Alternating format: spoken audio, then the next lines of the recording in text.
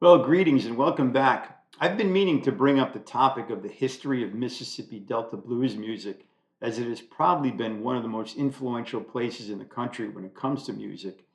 As you may or may not know, I'm a devoted music lover and have been since I was about 7 or 8 years old. So it was here that Delta music was born, a genre that has influenced rock and roll, rap, soul, the blues, and possibly even jazz. I would really enjoy visiting this place since this is where it all started. During the Civil War, white soldiers noticed that black soldiers sang different songs about the war as they emphasized the harmonious tones. This music was the predecessor to Delta blues, which began as an embellishment of field hollers and work chants as it acted as a driving force and symbol for overcoming. Proving the integrity of its symbolism, the groundbreaking genre became the first black guitar dominated music to become recorded on phonographs. And I do want to inform you that I've taken all of this information from the visitmississippi.org website. The Delta blues infused the polyrhythms and tonalities of African tribe music with the folk traditions and instruments of predominantly white music. It was neither more nor less influenced by either culture, but instead it was a large scale combination of both that became a foundation for mainstream music for much of the 20th century. Two noteworthy Delta blues musicians are Charlie Patton and Robert L. Johnson. From 1897 to 1934, Patton traveled with Son House and performed at numerous juke joints, fish fries, and parties.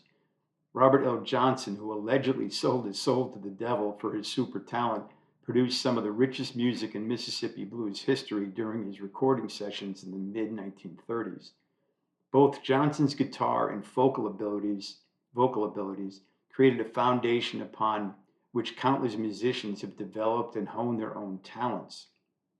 Mississippi blues grew more as musicians moved north to cities like Chicago and discovered jazz and tin pan alley music. They intensified their instruments electrically and included drums and horns, morphing solo blues artists into blues bands. Perhaps the most notable blues player of the Chicago scene was Muddy Waters, who was known as the king of the area. His song Rolling Stone sold 80,000 copies and was the inspiration for the name of the band, the Rolling Stones, Bob Dylan's Like a Rolling Stone, and even Rolling Stone magazine. So he had a big influence. The changes Mississippi Delta blues experienced in the North made way for the rock revolution of the 1950s and 60s. Delta blues continued to be an influential force through the 1970s, and we still see the legacy of Mississippi's music in numerous genres around the world today. This is where it all got started, and thank God for the creativity, experimentation, and talent to foster all of the great music we have now that grew and formed from these pioneers. Ishman Bracey, Tommy Johnson, Willie Brown, Tommy McLennan, Little Walter, and Skip James are generally considered to be the most creative and influential of the Delta blues artists. Although best known for their work in Chicago or Detroit, Muddy Waters, Howlin' Wolf, and John Lee Hooker all came from the Mississippi Delta. If you were black in Mississippi back then, you knew what the Mississippi Delta blues were and where to find it. And lastly, I had heard of Christone Kingfish Ingram a couple of years ago, and this guy can wail on his guitar, and the song title is 662 from his album, which is the area code for much of northern Mississippi. He's also a solid vocalist, and his album won a Grammy Award in 2022 for Best Contemporary Blues Album.